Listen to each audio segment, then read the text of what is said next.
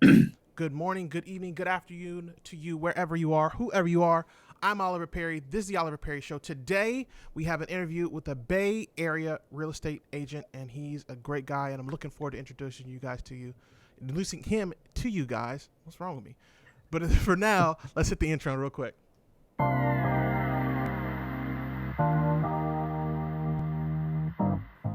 Ladies and gentlemen, please help me welcome my guest, Mr. Ernesto Hernandez. Ernesto, what's up, bro? How are you, sir? We got the audience clap. I love it. I love it. Absolutely. I got to welcome you And I'm right, man. I got to get you in here right. and that's impressive. I've been following your journey, man. I'm really, really a big fan of just the evolution of Oliver Perry. God, just the personal branding, the video quality. I see you as like a media agency, man. So I'm super proud of you, and I I'm appreciate it. excited to be on your platform today. Man, I really appreciate those kind words. I am humbled to hear you say that, man. I'm definitely looking forward to getting you on. You and I have chatted before, but the audience doesn't know you. So let's give them a check. I'm going to give them a second. I want you to give them your background, what you do, who you are, and then we'll hop into it. Yeah, so I'm a realtor here in the Bay Area. For anyone that's familiar with the geography of the Bay Area, I live in the East Bay, Contra Costa County. Most people, or some people, have heard of Walnut Creek, kind of the larger city here in the area, and a big commerce hub for the area. But I live in Concord. I spent 25 years in San Francisco proper, so I consider myself a product of San Francisco. And yeah, beyond focusing on residential real estate in the Bay Area, people know me for being active in the Indianapolis market. I've done some different things in that market for years now, fix and flips, some burrs, some rentals. So I'd say I've done a little bit of different strategies. Man, that's awesome. I didn't know you were in the Indiana arena, but now that I Yeah. do, that's fantastic. So that's something else we could talk about. But before we get to that, let's talk about you and your transition to becoming an agent because you were an investor for a while first and then you became an agent. What brought on that kind of movement? How did you make that decision? It wasn't until I started investing in real estate, and it wasn't until I reached a point in my own kind of trajectory with my career and just looking into the future of what anticipated me if Right. I were to continue to climb the ladder. I just wasn't attracted to my future there. And so for a lot of Mm, people, I think it's easy to complain. It's easy to say things like I'm tired and I'm sick and tired of being tired and I'm not happy and I'm right. broke. So it's easy to complain, right? We can all make a long list of things we are unhappy about, but it's harder to have really, really good clarity on like, well, I don't want to do this, but I know that I want to do that. And for me, picking up books like The Millionaire Next Door, Okay. Rich Dad Poor Dad, Okay. it really got me thinking it a different way and coming to grips with my reality and being like, you know what, I got to start taking some action. I got to start putting the pedal to the metal. So I got involved in Indianapolis residential real estate from a distance. I picked up the David Green book right behind me, Long Distance Real Estate Investing. That really kind of kickstarted me in the Bigger Pockets podcast. And then fast forward a few years after that, I realized, man, I really just enjoy all things real estate and having conversations with people and helping other people get past their limiting beliefs Right. around whether or not they can afford it or they should do it. And natural transition for me was leaving my W 2 and just doing real estate 100% full time. And that's where I am now. Man, I like it. That's an awesome story, dude. It's a little bit wild because you went straight to out of state investing.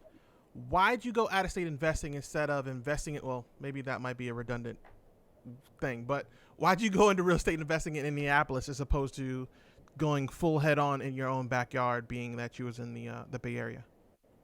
Good question. It was partly, like many people, just false assumptions. Mm, Partly, one of them is I never really knew until I started doing fix and flips myself, how much money, how much cash you actually need to bring to a deal to make it possible. right. If you're really creative, you hear people that do 100% funding with other people. You have a hard money lender bring a majority of the funding, and then if you have a private lender in your friends or family group that can come up with the gap funding, it is possible to invest in a deal with actually $0 of your own money. But I didn't know that. Nobody ever taught me that, so I had to learn it on my own along the way. And so me partly thinking I don't have enough cash to start in the Bay Area, Mm-hmm. and realizing that I did have the resources required to get started in Indianapolis, I figured it was a good place to start. And coincidentally, the first real estate meetup I ever went to, um, I sit at the table and there's a couple guys that live, here locally, Mm-hmm. and we're doing introductions, and they're like, "Oh, hey, we invest in Indianapolis," and I'm just like, "Oh, that's crazy. That city has come up on my list." And so, networking with them and getting some starting points, at least, just between where I was mentally, the books that I was reading, the podcasts that I was listening to, Mm-hmm. and then meeting people, it almost felt like, okay, you have all the pieces you need. It's time to get going, and that's Right. really kind of how it played out for me. Okay, that makes total sense. It's pretty cut and dry, really cut and dry, to be honest. So one thing you did say, you said gap funding, and I want to make sure we give everybody as much as we can here. So can you break down the meaning of gap funding and how it should or should not be used? Yeah, absolutely. And I'm a big fan of, especially on podcasts, I like to add as much value, and give as much as I possibly can. So if I'm a listener and I've never fixed and flipped a property, and I don't know what a hard money lender is, and I don't know what gap funding is, a hard money lender is typically a it's an organization. They are a business in the Mm-hmm. business of lending money. The way I see it play out is they pull in money from private investors at a lower rate. Typically, I don't know, I've heard of 6%.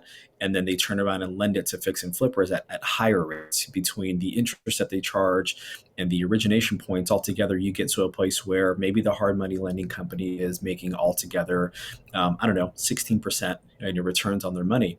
And so that spread in between what they bring money in at and what they Right. deploy it at to people like me, that's how they make money. So that's a hard money lending company. And they're everywhere. Some of them are national, some of them are local. They are absolutely everywhere. But typically, what happens is they don't lend 100% of the money that you need between the purchase and the rehab, unless in some cases you get to a place where you've done a lot of deals and you kind of earn that trust. And so you find yourself where, again, if I'm new and I'm looking at fixing and flipping property, I know that a hard money lender is going to bring most of the funds, but I Mm-hmm. still have to find the rest. They won't do 100%. So you can bring that on your own, or you can borrow it. If you got grandma, grandpa, Uncle Steve, anybody, people out there, I hear people out there, church groups or other organizations that they're a Uh, part of, they will find somebody else to make up that difference that the hard money lender couldn't provide. And then, boom, before you know it, you have all the money to take on your fix and flip, for example, or a burr property, which is a separate topic altogether. right. But bottom line is, um, you've literally funded an entire deal without any of your own dollars. Okay, that's totally understandable. So basically, it's kind of like hard. It's almost the exact same thing as hard money. It's the same thing, right? Just a different way of saying it. Just a gap, bridging that gap, as opposed to not having the Yeah, money and losing out on whatever the deal might be. it's basically a second source to make up for the amount that the hard money lender is not going to give you. So, Okay. however you complete it, um, is the gap. Okay. Doesn't Nice. I mean ultimately it doesn't matter what the source is. Nice. Okay. So let's talk about the distance investing, because this is a very interesting topic in my opinion. I don't. You find investors that do it, but it's almost like this secret kung fu ninja society, and everybody doesn't know how to do it because it's all these secrets and stuff like that. How did you?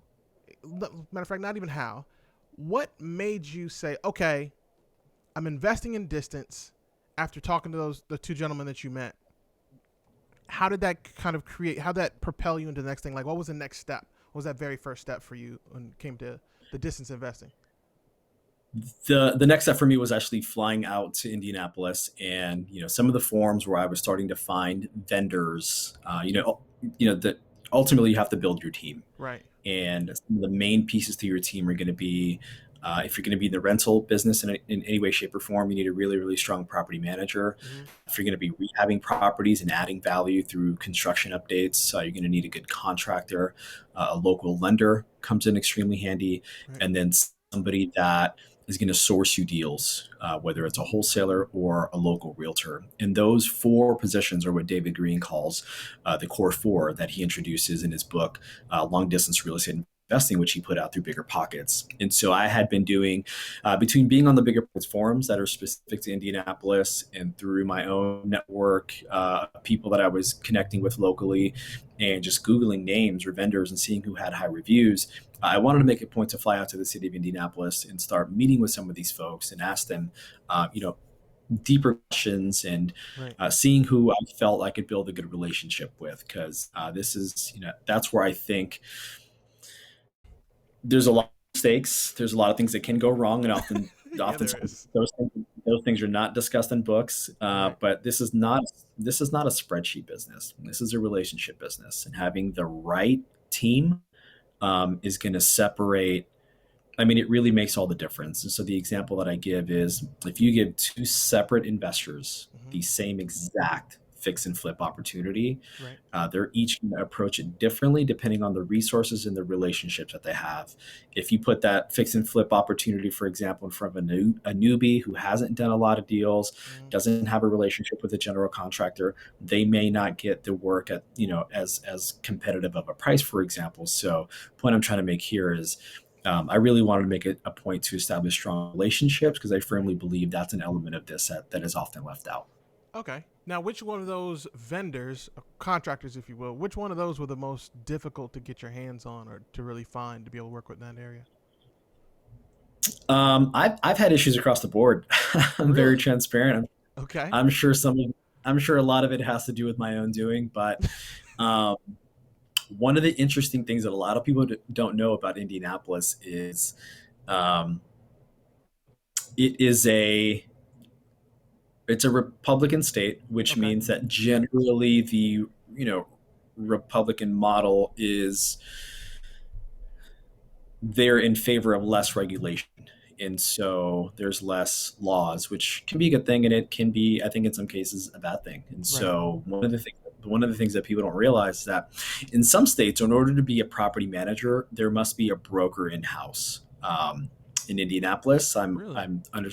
I'm told that that's not the case. So, really, kind of anybody can be a property manager. The surprising one to a lot of people is licensed general contractor. Right. So in California, it is notoriously difficult to earn your general contractor's license. It takes like years and hours of documented experience Right. before you can get your GC license. So it's a long in Indianapolis. Hmm. It takes literally a few $100s and no experience whatsoever, no tests. So literally, and I don't mean this in a bad way, I just want people to be careful. Right. Licensed general contractor holds a completely different amount of credibility depending on where in the country that you are. So that's a long answer to your question of what was your original question? Who have I struggled with? Yeah. Well, no, that is a great answer. I did not know that. Like, I didn't know it was so difficult because I'm in Baltimore, Maryland. Here Yeah. we have GCs, and yes, it takes some time to get their GC license. And normally, for the most part, they're good. Probably the biggest difficulty that I've had when dealing with GCs is being able to get them on the phone. It just seems like anytime you get a good, even a decent GC, it's just like you got to pull teeth to get them onto the phone. Hey, man, we still need to finish this job. Is that the same experience you had while you was in Indianapolis?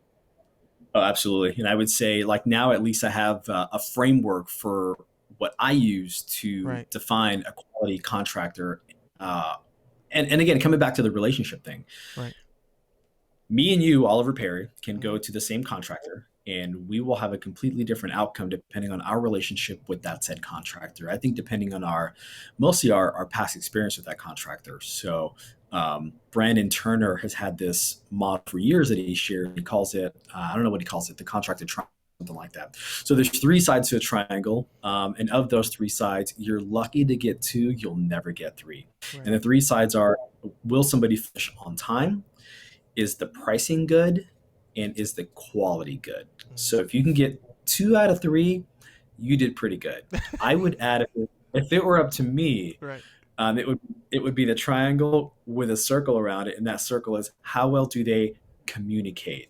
Right. And to find someone that checks all those boxes is extremely, extremely rare. I can think of one vendor that I've ever met with, a hardwood floor guy who is just on it. Like his pricing was market rate. The quality of his work was fantastic.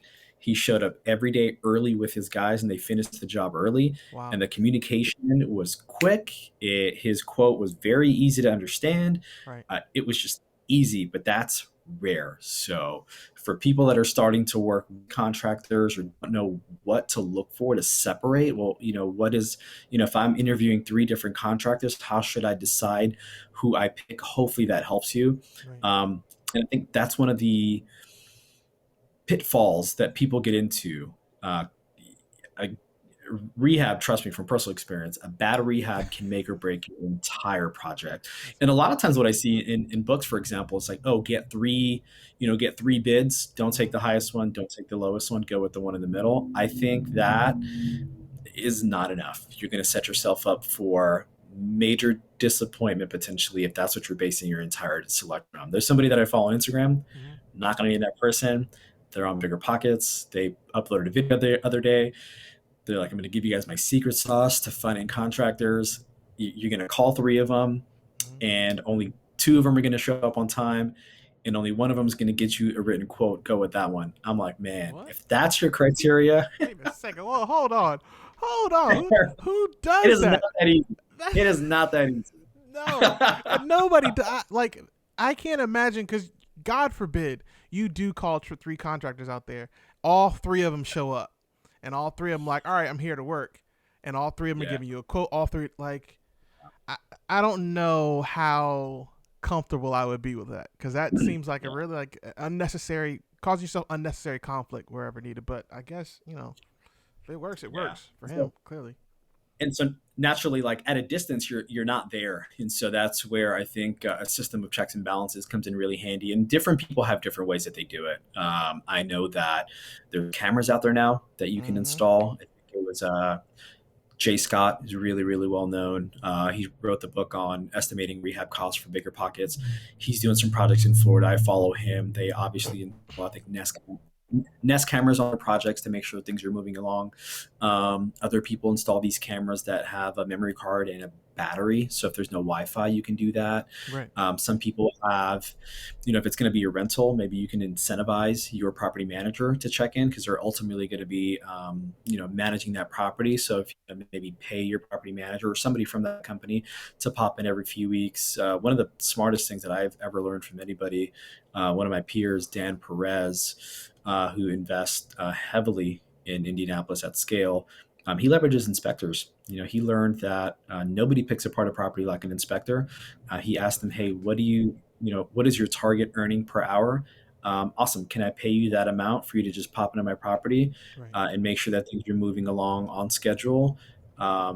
Or mainly just documenting the progress, and most Mm-hmm. importantly, that everything is being completed up to code. So there's different ways, but just kind of blindly trusting.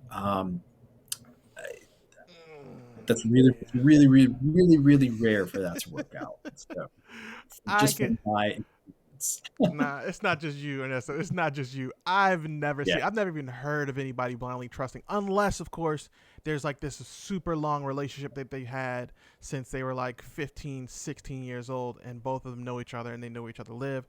Even then, out of those four or five people that heard had that kind of relationship, at least two of them fell out with that person for whatever reason. And I'm gonna put on Front Street, but things didn't turn out well. Let's just say that. yeah. Yeah, and the reality is, right, hard money lenders, these companies that we talked about earlier, like Right. they're in the business of making sure their money makes them money, and if the project goes way south, that's not in their best interest either. So that's what they do. I mean, before they give you the next draw to move on to the next phase of construction, Mm-hmm. they typically will send out somebody to inspect and document that. Okay, well, the amount of work that you guys said has been done is completed. So as long as you set those expectations up front with whoever's going to be your contractor, hey, this is how the process is going to work. I want Right. to make sure you're okay with that. Um, then you can kind of weasel out people that are like, oh, that's not how I work, or I want to be paid 50% up front or 75, what have you. Right. So setting those expectations up front about how the checks and balances process is going to work, I think it's super helpful. That's excellent advice, man. That's really, really good advice. Whoever's listening and whoever's watching, make sure you go back, write that down. That is some good information to have, particularly when you're starting out and you're working to figure this whole thing out. Because one of the biggest things out of, I'd say like there's three big things: finding a deal, finding your team, your contractors, like Ernesto said, and finding funding, because that can be nerve wracking in itself. But to find somebody who's willing to send somebody out, they're going to check, and as long as you're honest with somebody, with these lenders, you're going to be fine. You just have to be honest. Don't lie, don't cheat, don't steal. It's going to come back and bite you in the butt. It's just how it works. All right, Andrea. So let's talk about your adventures in social media. I've seen you're doing quite a bit now, and I'm proud of you. I'm very proud of you, as a Thanks. matter of fact. You've been doing. I saw you doing the 30 days of tips. What is your aim on social media with your what you're doing now, and where are you looking to go? I've had a big shift in the way that I see social media Right. and how I want to show up on and use it. And for anybody else that maybe relates to feeling that way, I can tell you, like, I've been there and I know what it feels like. So, my whole aim with anything that I do is to add value. And one of my mentors taught me this lesson that is stamped into my brain, Mm-hmm. that there's three different types of people in this world. There's a lot of takers, right? They're just going to take, take, take. There's a fair amount of what we call matchers. Like if you gift them something unexpectedly, they feel obligated to do The something of match. similar value Okay. to, yeah, of similar value term. But I really, really want to be a giver. And so proactively giving value is really my whole end all be all. And so these 30 days of real estate tips is in line with that. So the second layer is I really want to be what I call a hyper local kind of resource for people. Okay. Me regurgitating things that CNN or Fox News or Bloomberg, or there's a really popular realtor blog, kind of a content resource called Keeping Current Matter. And Okay. I don't want to be the person that regurgitates those things. I really want to um, provide useful, timely, topical, things that are going on in the Bay Area that people can relate to. Okay. And the other thing that I ask myself is, if I'm really coming from a place of contribution and wanting to serve, then I can't hide. So I can't avoid the camera. So I have to be in front of the people that I want to serve That's a and fact. kind of proactively put that information and those resources out there. So that is kind of my mindset and how it has evolved. And really in the last couple of years around social media, I used to despise social media, and I found a lot of people were very narcissistic, Mm-hmm. and I almost feel like the selfie phase is kind of over, which I'm glad I never took a selfie and posted it online. Hold this up, sorry. No, you're fine. I never took, I never took a selfie and like that whole phase. Like I didn't align with that, and so now it's basically it's my platform. It's how I connect with people at scale and maintain Right. relationships Right. with people at scale and find new relationships if they resonate with the content that I'm putting out. So um, that was a lot, but man, No, that's that's that's where I'm at. good. That's good, bro. That's That's where I'm at with social media. that's not bad at all, man. I think that idea of yours doing this is really good. Not just because you're helping people, but I feel like at the same time it actually helps you. For those who get on social media and start to really become aware of themselves, not just as a person, but as a brand. Because in the way I see things and the way I've been taught is you're either one or two things. You're either a consumer or you're a producer when it comes to social media Yeah, specifically. So you can go yeah, on there and scroll, scroll, scroll and never get anything out of it. But if you scroll, scroll, scroll and you see this guy pop up, Ernesto Hernandez, who's giving you one tip a day for the next 30 days. Oh, I can use this tip. Oh, this is a great idea. I'm gonna go and do this, so on and so forth. As a matter of fact, in that vein, let me ask you this: are you doing interviews in your local area? So, or as at this point yet? not yet. Mm, Coincidentally, I there is a business that I spoke to this morning that I frequent, and I asked them if they're comfortable doing that, and they said absolutely. So it is my goal um, to do at least one a month of highlighting like a small business, and that again, what's my intention behind that? It's mm, not to promote myself. Like right now, if you're following me on social media right now, you'll notice that I'm doing a taco challenge. The city that I live in, Concord, has a Concord Taco Trail. So they're putting out a challenge where they want to encourage people to visit 37 kind of family-owned taquerias. Chains can't participate, so you can't go to Chipotle, Right. and so I'm doing that. I'm doing that now. Is it my goal to eat a huge Mexican meal every single day of the week? No, in fact, like I'm just trying to keep it to a minimum. But Right. my intention is to support other small businesses and to share their story online, and to promote their business and hopefully create a community where we're doing that for each other. Because I think that that's for me, I don't see myself as just the realtor that just waits for people that want to approach me that they want to buy and sell. Like Right. I I am a small business, and with that, I know what it's like to be a small business, and so it's my way of supporting other small businesses in my immediate community as well. So my intention behind that, I do have at least again one small business that's like, yes, let's do that, and I hope to do a lot more of that. Dude, that's exciting, man. That's exciting because now you're going to get into that whole space of doing the interviews and really getting to know the public and the people. This is, I think, Yeah, exactly what you're getting after is that hyper focus. Man, when you start doing that and then you start interviewing colleges and the high school students and high school teachers, people are really going to get a lot of value from that, man. That is super, super commendable. yeah, and So that's go my for it. angle with a lot of videos that I'm producing. Yeah, Proactively providing to people that don't already live here as a realtor, what would it be like to live here? What are all the things there are to do here? right. This pocket of the Bay Area historically has been a little bit obscure to people, Mm, and now it's not because it was some of the more kind of under the radar real estate, and now it's completely blown up. And so we have a lot of people that are now looking in this area that historically they would have never thought to live out here. So that's my way of proactively, to someone who's thinking of relocating here, for right. example, like how can I produce as much content that would help you understand, oh, these are all the different types of things to do here, the shopping centers, the food, the public transit, the parks. So that is really kind of my whole MO behind a lot of the videos that I'm working on right now. So it sounds like you put a lot of thought into this. Did you come up with avatars and go through that whole process? What did you do to figure out who you were going to talk to and how you're going to talk to them? Good question. One of the people that I follow online that is really, really shaped my perspective around marketing and branding and social media and showing up and how you show up and all that good stuff is a woman named Jess Lenouvelle. She's on Instagram, JessLenouvel. And she is like a marketing coach for realtors. And I keep up with a lot of her content. And I resonate with a lot of what she says. Um, if you as a realtor or really anybody, no matter what industry you're in, if you're just constantly kind of resharing and regurgitating things that other people find noisy, then you just become the noise. Noise. Right. She preaches being yourself a lot.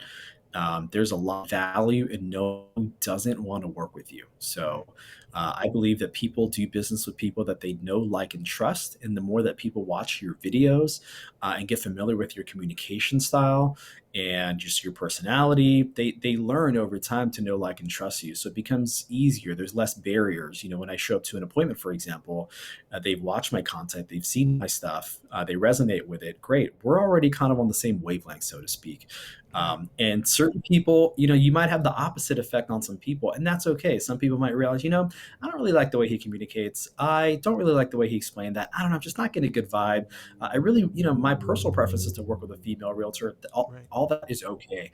There's a lot of value in knowing who does not want to work with you ahead of time. Like if you knew that certain people never want to hear from you under any circumstances, then why bother continuing to market them under any circumstances? So that's a big part of it for me.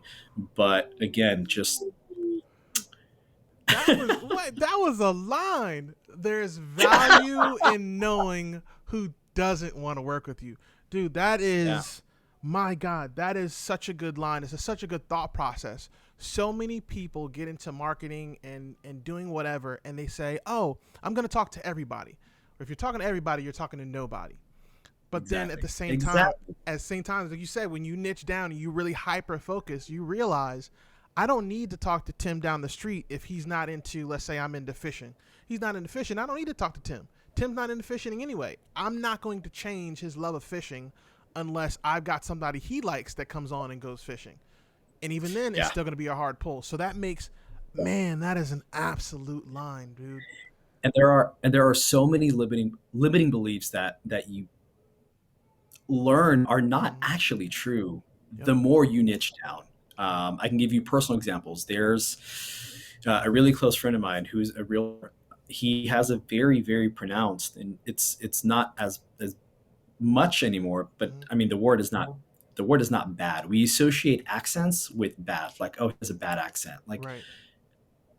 this is a person who does tremendously well in his community, Mm-hmm. because he's able to resonate with those clients, people that speak his language as well. Mm-hmm. People know Craig Kierlot from Bigger Pockets. His whole thing is specifically house hackers. David Green, his Right. team, and they do tremendously well with house hackers as well. Some people I know, another high volume top producer that generates a lot of business from her tennis community. So she plays in a tennis club, and so Really? um, That's awesome. niching niching down, I think, is a really really good thing. And you ask a really great question: who is your target client? And so for Mm-hmm. me, um, I'll be honest with you, I'm not like crystal clear, but Yeah.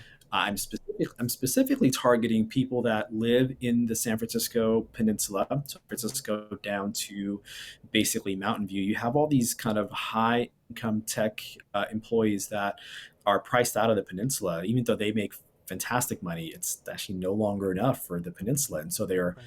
very curious about relocating to this part of the Bay Area. So when I create content, I'm really speaking to people that um, are unfamiliar with what it's like to live in this part of the Bay Area. I love it. I really enjoy living here. I think they will too. And so through my videos and the businesses that I highlight and some of the attractions and activities that there are to do in this part of the Bay Area, my hope is that they'll be like, oh, he's been really helpful.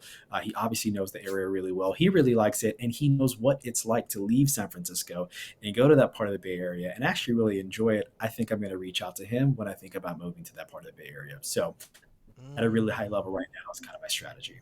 No, man, listen, I'm going to give you some positive feedback right now because that is you. I'll take the Here's next.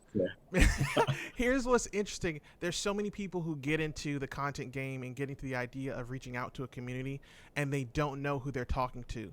But at the same Yeah. time, that's commended. And the reason that's commended is because it takes courage, it takes balls, it takes huevos, cojones, whatever you want to call it. It takes that steel in you to go and put yourself out there. Everything's going to come along, bro. I promise you. It's just a matter of time. And I'm not just saying this to you, I'm saying this to myself as well because I continually feel like, all right, who am I talking to? How am I doing it? But man, I'm telling you, just going out and speaking and being honest about, hey, I don't know exactly what's going to happen, but I do know something is going to happen. And the fact that you're taking the time and really reaching out to people and putting your information out there, people are going to start contacting you and hitting you, and your audience is going to find you. That's what my mentor did tell me. I got a mentor in that who told me, hey, put your stuff out. Your audience is going to find you. Shout out to Nikki Saunders. So you're going to find your audience. They're going to come out and find you more than you even realize at this point. But it's really cool that you're putting yourself out there. Um, Yeah. I knew And go it's ahead for it. I mean, there's a limiting belief that comes up as well. Is like, will I find enough of those clients to Right. sustain my business? And Yeah. you just have to believe that you will. Otherwise, to your point, if I'm creating content for everybody, I just become the noise. And if I'm trying to help everybody, I'm really trying to help nobody. So That's it. That's it. You know, I had a discussion with a mentor that we both have, Jamie Gruber. Shout out to Jamie Gruber. yep. He Shout out to said James. your your brand will develop. You will develop with your brand. Your brand will change as you change, right? So as you're going through this and you're going through the Bay Area, you're become the Bay Area guy.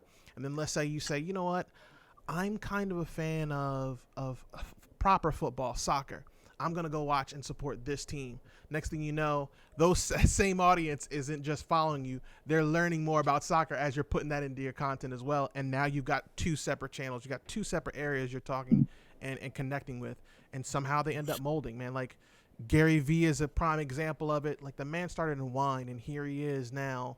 He's literally in everything: NFTs, wine, cartoons, video games, you name it, the man is in it. and even to a lesser value, less not even lesser value. Let me say that on a different level, Brandon Turner is exactly the same. Done all the stuff with bigger pockets, and now he's gone from single family to multifamily, STRs. He's he's got all kinds of stuff, podcasts. He's got everything going, man. It's pretty cool. Yeah, but so I think coming back to the topic of brand, Mm, the simplest way that I explain brand is your brand is what people say about you when you're, not when you're not around. Like when people it's what they think of associate. you, Yep. what do they think of? So when I think Brandon Turner, I think mobile home parks. When I think Right. Craig Carolop, um, I think house hacking. When I think Mike Sjogren, I think Airbnb. So my goal is to get to a place where when I think these kind of four core cities that I'm focusing on, Mm, Concord, Walnut Creek, Pleasant Hill, Martinez, when people think of those areas, or when people think of me, they think of those areas, or when they think of those areas, they think of me, kind of vice versa. But that is ultimately if I know that, that's probably one of the earliest personal development books I picked up, The 7 Habits of Highly Effective People. One of them is begin with the end in mind. So what is my entire goal? When people think this area, this part of the Bay Area, I want them to think of me. that's that's really interesting because when I think of, and it goes to show how branding actually works. Because when I think of Brandon Turner, I think of single family or multifamily. Because when I first ran into him in bigger pockets, that was the bigger thing. I saw him more on single family stuff than I did anything else. But that's really really interesting. That's pretty cool how that works out. Right. I think of so I would say when I first started listening to Brandon Turner, Mm-hmm. he was big on duplexes. He always told the story of duplexes and how he wanted to buy his kids duplexes and set it up to where when they turned 18, Mm-hmm. like that story really really resonated with me. But now if you just scroll down his social for the last year, it is all what's his company name, Open Door Capital, Yep. and they are the authority in my mind Mm-hmm. on mobile home parks. Wow, that's it's crazy how that works. That's awesome, man. So That's to your awesome. point, Yeah. to your point, your brand can evolve. It's okay. Okay, absolutely, absolutely. All right, Ernesto, we got things to do, and we still got to do the FAQ section. So we're gonna run because me and Ernesto can go all day. I'm telling you. And what I will do, Love it. Ernesto, Love is we'll this. bring you back again, and we'll do this again, and we'll go more in detail on branding stuff because it's my favorite. Anyway, so what we'll talk about now is I got two questions I ask at the end of every show before we hit the break and we go into the FAQ portion. So the first question is more of you giving an assignment. A troop to task is what we call it. And basically in the military, you give somebody a guidance or instruction on something they need to do to take that first step forward.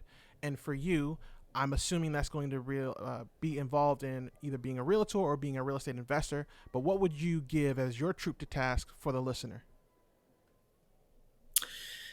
I would say get clarity, and I know that that's a very very vague thing to do. Um, in a bucket of different options, Mm-hmm. which strategy are you attracted to and why? Which one aligns closer to your short and long term goals? Right. You should have. I really recommend doing a self assessment to kind of analyze your skills and know where your weaknesses are. Um, so I know I said a few things, but I would say if we kind of the three things there is really get clarity on your why, Okay. which real estate strategy aligns with that the closest, and know what your strengths and weaknesses are so that you can find someone to complement those. A book that I really, really like is Rocket Fuel by Gino Wickman. And in it, there's an assessment and it identifies it. Well, it helps you identify, are you more of a visionary or are you more of an integrator? Right. Every business needs an integrator. And so if you are, either or, then you should probably not be partnering with someone who is the same as you because you're just going to be doing the same thing. So those are three things I think tasks that I would ask that somebody complete. Um, if that, yeah, true No, task I've ever been asked that. no, that's perfect, man. You gave them three, so you guys got three as opposed to one. I'm loving it. Next question, and this one's tough. This one's a hard one. What question do you wish you were asked more often, and what's the answer to that question? Whew,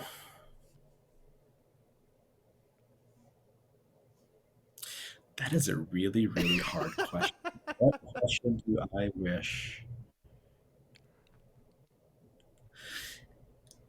I would say I wish people would ask me, Ernesto, what am I not seeing? Mm, Um, and that relates to, in my current role as a realtor, dealing with or working with both buyers and sellers. Ernesto, what am I not seeing? And that can go a bunch of different ways. But there is just so much that you don't know what you don't know, and that applies to sellers and that applies to buyers. And right. so we tend to focus on all the positives, all the kind of rewards of this process, the Hmm. selling of your home at $10, the getting your family into a home that fits your budget and lifestyle. For buyers, which right now is extremely tough given our inventory situation. So, Ernesto, what am I not seeing that help me identify some of my blind spots? And I think for sellers, I would say more so for buyers. Right. I think a lot of people are a little burnt out. They are looking at the total number of purchasing a home, and we're so focused on kind of the immediate, right? So I would ask people to kind of zoom out. Yes, I'm asking you to come up another $30,000 to be really, really competitive, but Right. let's zoom out. Like let's think about what that looks like 10, 20 years from now. It's really insignificant. It's amortized over 30 years. So you you get so it's so kind of nerve wracking to make Hmm. that decision. But let me help you see it from a different perspective. And I know because I'm in that position. I've been in that position. So yeah, Ernesto, what is something that I'm not seeing, or an element of this discussion? Let's look at this from a different angle. Right. Um, so we're That's not awesome. being so kind of we got our horse blinders on in the situation. So I like it. That's great advice, man. That is really, really, really good advice. I want to make sure before we close out, I want to make sure you have the floor. I want you to give out all your information. Any way people can get in touch with you, track you down, check out what you're doing, or be a part of your movement. I'm gonna give you the floor right now. Go for it, bro. appreciate that. I would say the place that I'm currently most active in is Instagram. So area homes by Nest. I have a growing YouTube channel, so that is also Bay Area Homes by Nest. And between those two places, that's where you'll find me be most active. And if you want to reach me, Instagram is a pretty safe bet. Love it, love it, love it, love it. All right, so, ladies and gentlemen, I'm Oliver Perry. This is Ernesto right here. We appreciate you guys for tuning in. Ernesto, thank you so much for coming on. Thank you for being a part of this. So happy to have you on. I can't wait to get you on again. I know we got to leave a little bit of time in between, but I'm looking forward to having you on again. We're going to get a lot deeper in branding and really, really knock I'm that looking down. at I'm looking at the clock and I cannot believe this has been 50 minutes. It felt like 15. Man, time flies when you're having fun. That's just how it works, and particularly when you're giving out all kinds of value like you did today. So, ladies and gentlemen, Yep. again, I'm Oliver Perry. You can reach me at the Oliver Perry Show. You can check me out on YouTube. Make sure you like, comment, subscribe on whatever platform you're on. We'd love for you to be a part. And we got to go now because we got to do some Q&A stuff. So make sure you check out that Q&A, which is not the next video, maybe the next video, maybe not the next video, but it's going to be on the channel. It's going to be here in the podcast arena. Make sure you check it out. We will see you, ladies and gentlemen, next time. Remember, you're better than you were, but you're not half as good as you're going to be. Enjoy the day.